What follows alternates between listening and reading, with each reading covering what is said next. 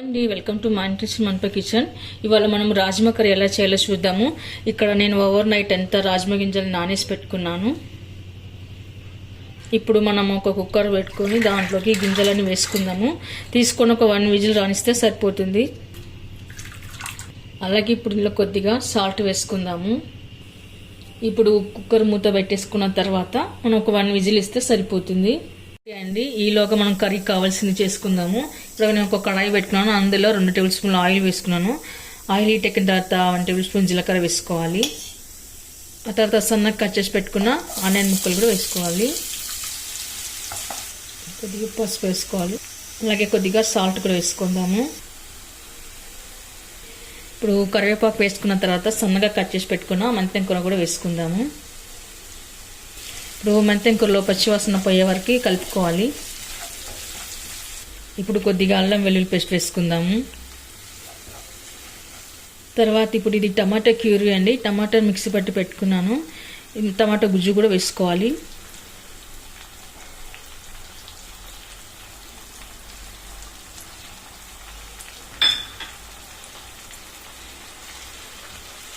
ఇప్పుడు టమాటాలో ఉన్న పచ్చివాసన పోయే వరకు కలుపుకుందాము.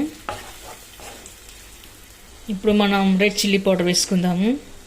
అలాగే సాల్ట్ ఇందాక వేసాం కదా, చూసి వేసుకోవాలి. ఇప్పుడు ధనియాల పొడి కూడా వేసుకుందాము.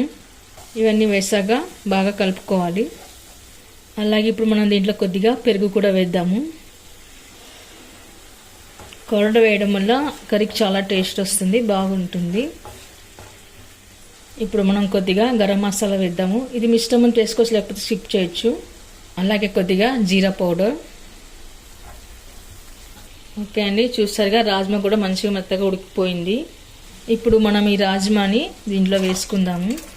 వాటర్తో సహా ఇలాగే వేసుకోవాలి. ఆ తర్వాత అంతా కలిసిపోయేలా బాగా కలుపుకోవాలి.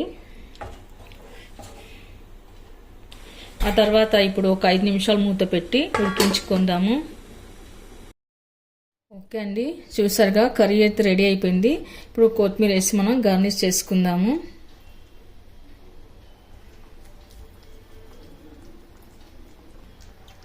అండి సర్వింగ్ బౌల్లోకి తీసుకున్నాను. ఈ కర్రీ రైస్లోకి, రోటీలోకి, చపాతీలోకి, పుల్కాలోకి, పూరీలోకి అన్నిట్లోకి చాలా బాగుంటుంది. మీరు కూడా ఒకసారి ట్రై చేయండి. మీకు ఎలా కుదిరిందో కామెంట్స్లో పెట్టండి. లైక్ చేయండి, షేర్ చేయండి. తప్పకుండా మన ఛానల్ సబ్స్క్రైబ్ చేయండి. Thank you for watching.